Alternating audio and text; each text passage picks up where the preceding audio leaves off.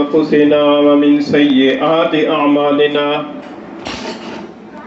من يهده الله فلا مضل له ومن يضلله فلا هادي له ونشهد أن لا إله إلا الله وحده لا شريك له ونشهد أن سيدنا وسندنا وحبيبنا وحبيب ربنا ومولانا ونبينا محمدا عبده ورسوله وصلى الله تعالى عليه وعلى آله وأصحابه وبارك وسلم تسليما كثيرا كثيرا. أما بعد فأعوذ بالله من الشيطان الرجيم. بسم الله الرحمن الرحيم. ألم نجعل له عينين ولسانا وشفتين. وقال النبي صلى الله عليه وسلم من كان يؤمن بالله واليوم الآخر فليقل خيرا أو ليصمت أو كما قال رسول الله صلى الله عليه وسلم. صدق الله مولانا العظيم وصدق رسوله النبي الكريم ونحن على ذلك لمن الشاهدين والشاكرين والصلاة والسلام على سيد الأنبياء والمرسلين والحمد لله رب العالمين. گرامی قدر سامعین، اللہ تعالیٰ کی نعمتوں میں سے ایک بڑی ہی مفید نعمت زبان کی نعمت ہے. زبان سے دو بڑے فائدے حاصل ہوتے ہیں. ایک فائدہ یہ کہ اس سے انسان جب کوئی چیز کھاتا ہے تو کھانے والی چیز کا ذائقہ زبان کے ذریعے سے اسے محسوس ہوتا ہے اور اس ذائقے کی وجہ سے کھانا لذیذ معلوم ہوتا ہے. اور دوسرا بڑا فائدہ یہ ہے کہ زبان کے اندر اللہ تعالیٰ نے قوت گویائی رکھی ہے اور جس کی وجہ سے انسان اپنے ما فی الضمیر کا اظہار بڑی آسانی کے ساتھ کر لیتا ہے. پھر اللہ تعالیٰ نے آواز کی نعمت انسان کو عطا فرمائی ہے. اسی زبان سے اور اسی حلق سے انسان مختلف طرح کی آوازیں نکالتا ہے. پھر اللہ تعالیٰ نے انسان کو آواز کو دھیما اور اونچا کرنے کی نعمت عطا فرمائی ہے. جب انسان چاہتا ہے اور جس بات کو چاہتا ہے دھیمے انداز کے اندر، سرگوشی کے انداز کے اندر کان میں کہہ دیتا ہے اور متعلقہ فرد کے علاوہ کسی کو خبر نہیں ہوتی کہ اس نے کیا بات کہی ہے. اور جب چاہتا ہے اپنی بات کو اونچی آواز سے کہتا ہے، جس میں ایک ہی وقت کے اندر سینکڑوں افراد اس کی آواز کو سن لیتے ہیں اور اس کی بات کو سمجھ لیتے ہیں. تو یہ اللہ تعالیٰ کی ایک نعمت کے اندر کئی طرح کی اور نعمتیں اللہ تعالیٰ نے رکھی ہوئی ہیں. کہنے کو تو زبان ایک نعمت ہے، لیکن اس نعمت سے فائدے جو انسان اٹھاتا ہے ان فائدوں کی پر اگر نظر کی جائے تو پھر یہ ایک نعمت بھی کئی نعمتوں کے قائم مقام ہے. اور پھر زبان سے جب انسان بولتا ہے تو بولنے والی باتیں انسان خیر کی بات کہے تو خیر کی بات کہنے کی وجہ سے اللہ تعالیٰ کی رضا اس کو حاصل ہوتی ہے، اللہ تعالیٰ کے ہاں اس کا درجہ بلند ہوتا ہے.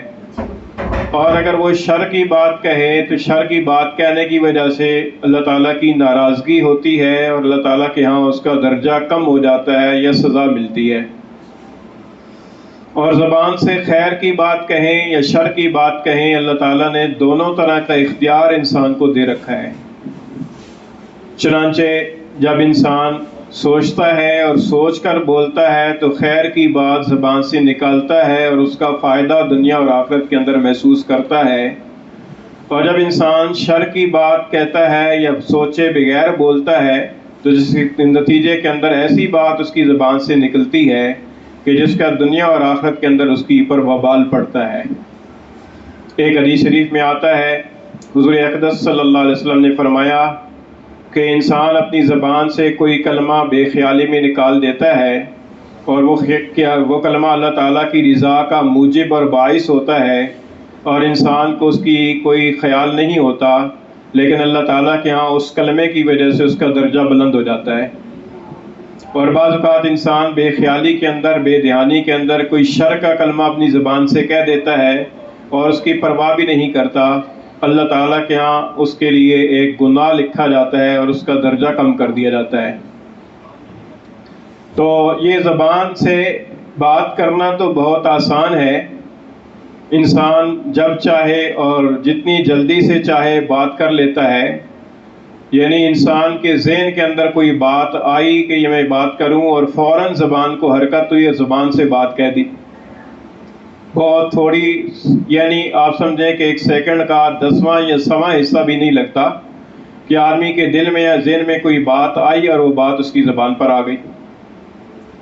لیکن اس زبان سے کہی جانے والے بات کے جو نتائج ہیں، اگر وہ خیر کی بات ہے تو اس کے نتائج بہت اچھے ہوتے ہیں، اور اگر وہ شر کی بات ہے تو اس کے نتائج بہت برے ہوتے ہیں۔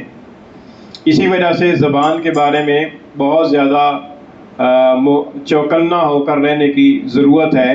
قرآن مجید کے اندر اللہ تعالیٰ کا ارشاد ہے، ما یلفظ من قول الا لدیہ رقیب عتید، انسان کوئی لفظ زبان سے نہیں نکالتا مگر اس کے پاس ایک چوکس نگران موجود ہے۔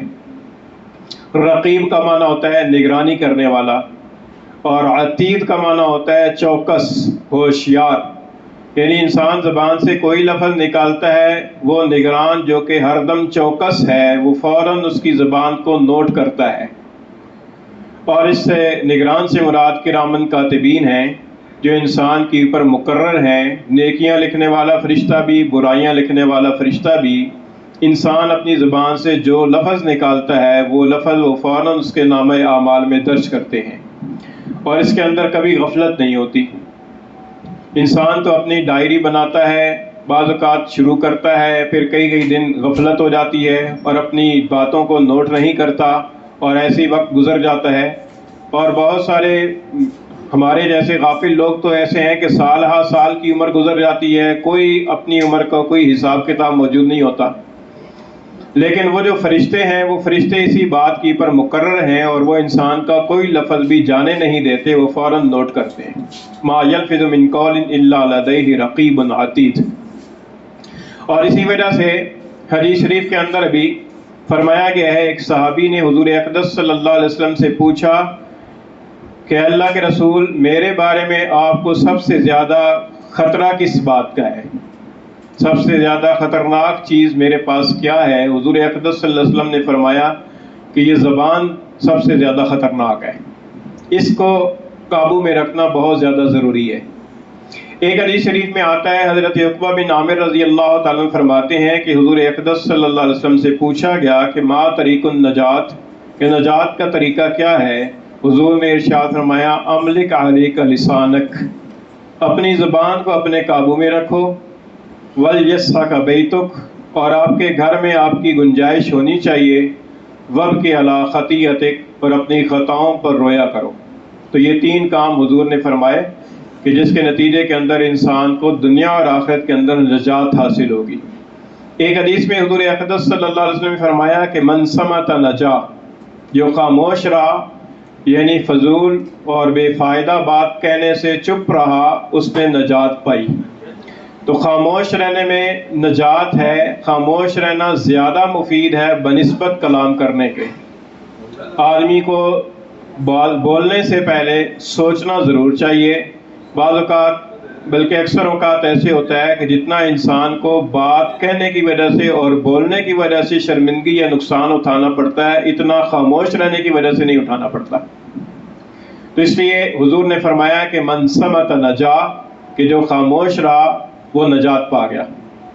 ایک حدیث شریف کے اندر حضور اقدس صلی اللہ علیہ وسلم نے بہت سارے اعمال کا ذکر فرمایا، اور آخر کے اندر صحابی سے ارشاد فرمایا کہ کیا میں تمہیں ایسی گر کی بات نہ بتاؤں کہ جس کی وجہ سے ان سارے اعمال کو قابو میں کرنا آسان ہو جائے؟ تو صحابی رسول نے عرض کیا کہ اللہ کے رسول ضرور ارشاد فرمائیے۔ آپ نے ارشاد فرمایا اپنی زبان کی طرف کہ اس کو قابو میں رکھو. تو صحابی رسول کو تعجب ہوا کہ اللہ کے رسول کیا اس کی وجہ سے بھی ہماری پکڑ ہوگی؟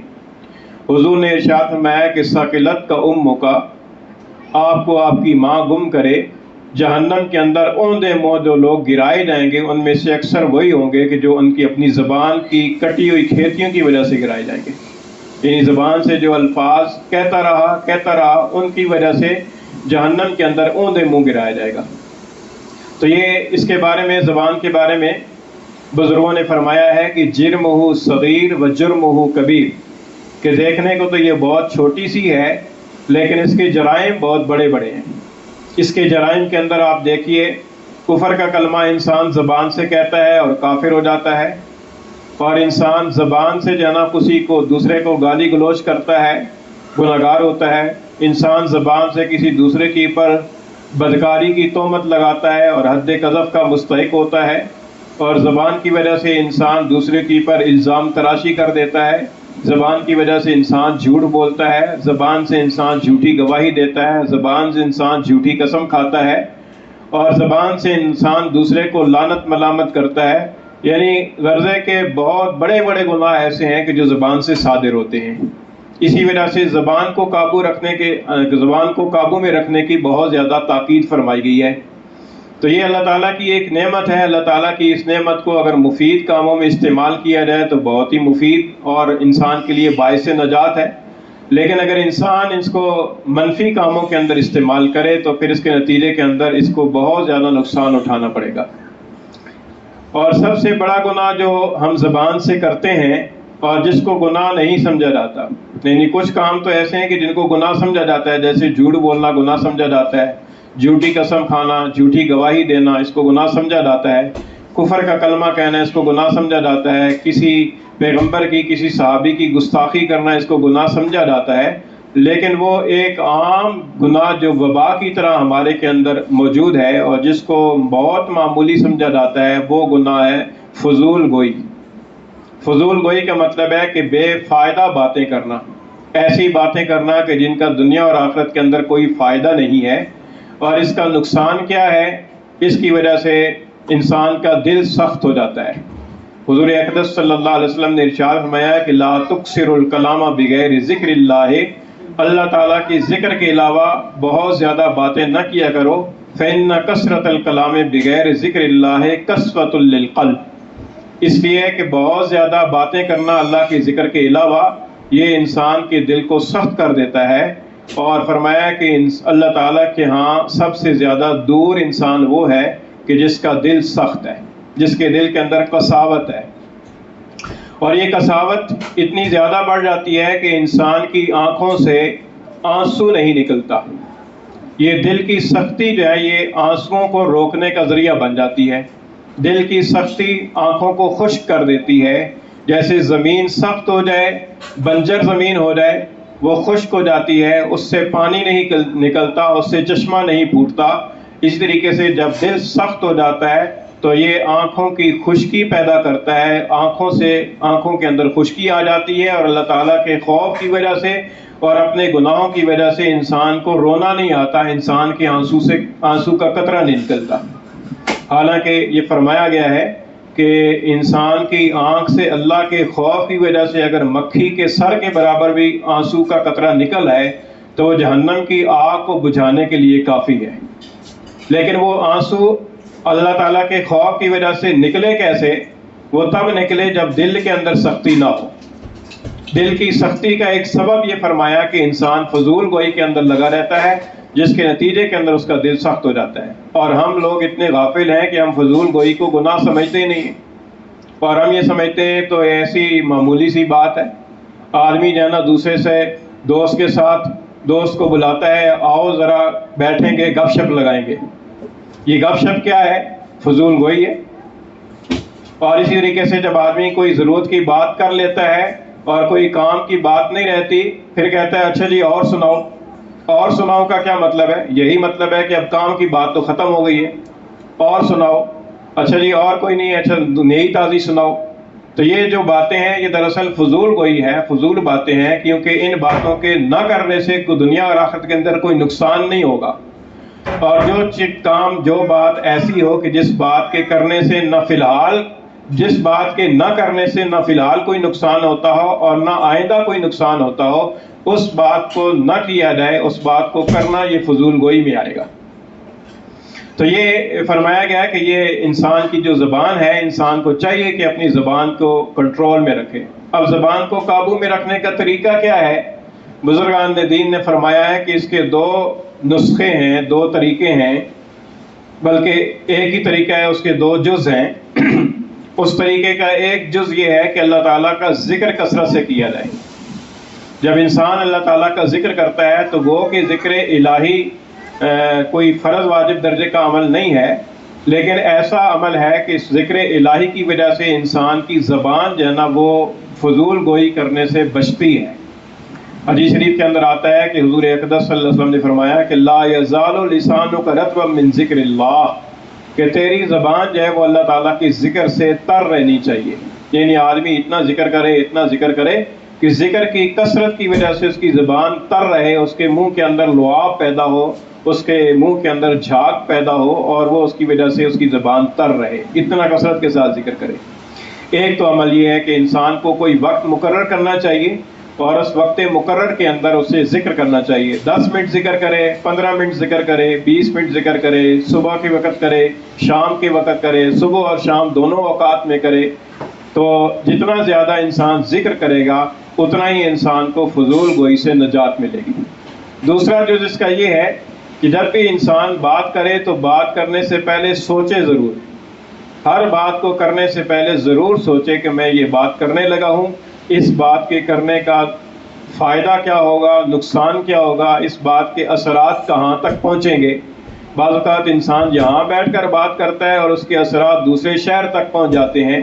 یہ جو ہمارے پاس فون ہے، اس فون کے ذریعے سے باتیں دور دور تک پہنچ جاتی ہیں، اور اس کے نتیجے کے اندر آدمی کسی شہر میں ہے اور اس کی زبان سے کہی ہوئی باتوں کی وجہ سے فساد دوسرے شہروں کے اندر ہو رہا ہے۔ یہ جو چغلیاں ہوتی ہیں، ایک دوسرے کے خلاف بھڑکانا ہوتا ہے، اس کے لیے پاس ہونا ضروری نہیں ہے۔ آدمی فون پر بھی دوسرے کو کہہ سکتا ہے اور اس کے نتیجے کے اندر دوسرے کا گھر اجاڑ سکتا ہے، دو پیاروں کے درمیان میں نفرت پیدا کر سکتا ہے، بوجھ پیدا کر سکتا ہے۔ بعض اوقات میاں بیوی کے درمیان میں کوئی معمولی سی ناراضگی کی کیفیت ہوتی ہے، تو بعض اوقات کوئی جو لڑکے کی ماں یا لڑکی کی ماں، یا بعض اوقات ان کے بہن بھائی، یا بعض اوقات ان کے جاننے والے، وہ ایک دوسرے کے خلاف ایک دوسرے کے کان بھرتے ہیں، جس کے نتیجے کے اندر ان کے درمیان میں وہ خلیج وسیع ہو جاتی ہے، اور وہ اس کے نتیجے کے اندر ان کے تعلقات کی دراڑ کھلی ہو جاتی ہے، اور پھر وہ تعلق بعض اوقات ٹوٹ بھی جاتا ہے۔ لیکن جو بات کرنے والا ہے وہ سمجھتا ہے میں نے کچھ کیا ہی نہیں ہے، یہ تو ان کی اپنی غلطی ہے، اور پھر بات کرنے والا تعلق توڑنے کے بعد پھر وہ انہی کو ملامت کر رہا ہوتا ہے۔ تو یہ اس طرح کی چیزیں جو ہے نا یہ زبان سے بکثرت ہوتی ہیں۔ تو اس لیے فرمایا کہ زبان کو انسان کو چاہیے کہ سوچ سمجھ کر بولے۔ ایک تو یہ ذکر اللہ کے لیے کوئی وقت نکالنا چاہیے۔ اللہ تعالیٰ کی ذکر کی وجہ سے بھی انسان کے دل کی سختی دور ہوتی ہے، اور ہمارا حال یہ ہے کہ ہم اللہ تعالیٰ کی ذکر سے اتنے غافل ہیں کہ ہمیں ذکر کرنے کی طرف توجہ ہی نہیں ہوتی، حالانکہ کوئی وقت مقرر کرنا چاہیے، چاہے وہ 10 منٹ ہی کیوں نہ ہو، اور اس کے اندر توجہ کے ساتھ اور دھیان کے ساتھ اللہ تعالیٰ کا ذکر کرنا چاہیے۔ اور دوسرا عمل یہ کہ اللہ تعالیٰ سے اپنے دل کی سختی کو نرمی کے ساتھ بدلنے کی دعا کرنی چاہیے، کیونکہ اللہ تعالیٰ ہی دل کو نرم فرما سکتے ہیں۔ تو اللہ تعالیٰ سے دعا کرنی چاہیے کہ یا اللہ، میں نے اپنے گناہوں کی وجہ سے اپنے دل کو سخت کر لیا ہے، آپ مہربانی فرمائیے، آپ میرے دل کو نرم کر دیجئے، اور ایسے عمل کی توفیق عطا فرمائیے کہ جس کی وجہ سے میرا دل نرم ہو جائے۔ اور دوسرا یہ ہے کہ آدمی جب بھی بات کرے تو سوچ کر بولے۔ اسی وجہ سے ایک حدیث شریف میں آتا ہے، حضور اقدس صلی اللہ علیہ وسلم نے فرمایا کہ جب ابن آدم صبح کرتا ہے تو انسان کے جتنے بھی اعضاء ہیں وہ سارے کے سارے اعضاء انسان کی زبان کے سامنے بڑی لجاجت کے ساتھ منت ترلا کرتے ہیں کہ تو ہمارے بارے میں اللہ تعالیٰ سے ڈر، اس لیے کہ اگر تو سیدھی رہی تو ہم بھی سیدھے رہیں گے، اور اگر تو ٹیڑھی ہو گئی تو ہم بھی ٹیڑھے ہو جائیں گے۔ اس لیے کہ زبان دراصل دل کی ترجمان ہے، اور دل جسم کا بادشاہ ہے۔ اگر دل صحیح ہوگا، اس کا ترجمان صحیح ہوگا، تو انسان کے سارے اعضاء صحیح ہوں گے، اور اگر دل فاسد ہوگا، دل بگڑا ہوا ہوگا، اس کی زبان جو اس کا ترجمان ہے وہ بھی بگڑی ہوئی ہوگی، تو اس کے نتیجے کے اندر انسان کے اعضاء بھی بگڑیں گے۔ تو اس لیے ایک تو چیز یہ ہے کہ اللہ تعالیٰ کی اس دی ہوئی نعمت سے صحیح طریقے سے فائدہ اٹھانا چاہیے، اللہ تعالیٰ کا ذکر کرنا چاہیے، دعائیں کرنی چاہیے، مناجات کرنی چاہیے، اور تلاوت کرنی چاہیے، درود شریف پڑھنا چاہیے، استغفار کرنی چاہیے، اور جو نیکی کے کام ہے، خیر کی بات دوسروں کو بتانی چاہیے، خیر کی باتیں پڑھنی چاہیے وغیرہ۔ اور اس کے بعد پھر اللہ تعالیٰ نے انہی آیات کریمہ کے اندر ایک اور نعمت کا ذکر فرمایا ہے، اور وہ نعمت ہے وشفتین۔ شفتین کا معنی ہے دو ہونٹ۔ یہ ہونٹ بھی اللہ تعالیٰ کی بہت بڑی نعمت ہے۔ عام طور پر باقی اعضاء کے بارے میں تو ہم سنتے رہتے ہیں، آنکھ نعمت ہے، زبان نعمت ہے، کان نعمت ہے، ہاتھ نعمت ہے، پاؤں نعمت ہے، اور ہم سمجھتے بھی ہیں، لیکن ہونٹوں کی طرف دھیان ہی نہیں جاتا۔ یہ بھی ایک نعمت ہے۔ انسان کے پاس تو جتنے اعضاء ہیں ساری اعضاء نعمت ہیں، لیکن اللہ تعالیٰ نے ان آیات کریمہ کے اندر اس کا بھی نعمتوں کا ذکر فرمایا کہ یہ جو دو ہونٹ ہیں یہ بھی اللہ تعالیٰ کی نعمت ہے۔ ہونٹوں کے اندر جو سب سے بڑا فائدہ ہے وہ انسان کے منہ کی خوبصورتی ہے، کہ اگر انسان کے ہونٹ کاٹ دیے جائیں تو انسان کا منہ بہت زیادہ بھدا لگے۔ چنانچہ جس آدمی کے دانت باہر کو نکلے ہوئے ہوتے ہیں وہ بدصورت محسوس ہوتا ہے۔ یہ ہونٹ ہیں جن کی وجہ سے انسان کا منہ اندر سے ڈھکا ہوا ہے اور انسان خوبصورت لگتا ہے۔ اور پھر منہ، یہ جو ہونٹ ہیں، ان ہونٹوں کی وجہ سے بہت زیادہ جب انسان پڑھتا ہے یا کوئی ذکر کرتا ہے، تلاوت کرتا ہے یا بولتا ہے، تو ان ہونٹوں کا بھی اس کے اندر کردار ہے۔ ہونٹوں کو کھولا رکھ کر آدمی بولنا چاہے تو بول نہیں سکتا۔ آدمی یہ چاہے کہ دونوں ہونٹ آپس میں ملے نہیں اور ہونٹوں کو ملائے بغیر میں کوئی بات کر لوں، وہ بات اس سے نہیں ہو سکے گی۔ تو اس کے اندر ان کا ہونٹوں کا بھی کردار ہے۔ اور پھر اس کی وجہ سے جب آدمی کھانا کھاتا ہے تو کھانا کا منہ کے اندر لقمہ چلا جاتا ہے تو پھر ہونٹ بند ہونے کی وجہ سے وہ لقمہ اندر سے گرتا نہیں ہے۔ اور پھر اسی وجہ سے ان ہونٹوں کی وجہ سے آدمی پینے والی چیز کو پی لیتا ہے۔ اگر ہونٹ نہ ہو تو انسان کے لیے پینا ممکن نہیں ہے۔ تجربہ کر کے دیکھ لیا جائے، نہ تو گلاس سے پیا جا سکتا ہے، نہ ہی نلکی لگا کر پیا جا سکتا ہے، کیونکہ وہ انسان اپنے ہونٹوں کے ساتھ اس کو ملاتا ہے ہونٹوں کو، تو اس کے نتیجے کے اندر وہ برتن اس کا کھڑا رہتا ہے یا نلکی کھڑی رہتی ہے۔ تو یہ اللہ تعالیٰ کی اس نعمت کی پر اس انداز کے اندر غور و فکر کیا جائے اور اللہ تعالیٰ کی نعمتوں کا شکر ادا کیا جائے کہ خدا نہ خواستہ کسی حادثے کے نتیجے کے اندر ہونٹ کٹ جائے تو انسان کے لیے بہت زیادہ مصیبت پڑ جائے اور انسان کے لیے کھانا پینا مشکل ہو جائے۔ تو اس لیے اللہ تعالیٰ نے ان آیات کریمہ کے اندر ان تین نعمتوں کا ذکر فرمایا، عینین، آنکھیں، زبان اور ہونٹ۔ اللہ تعالیٰ سے دعا ہے کہ اللہ تعالیٰ ہمیں اپنی نعمتوں کا شکر ادا کرنے کی توفیق عطا فرمائے۔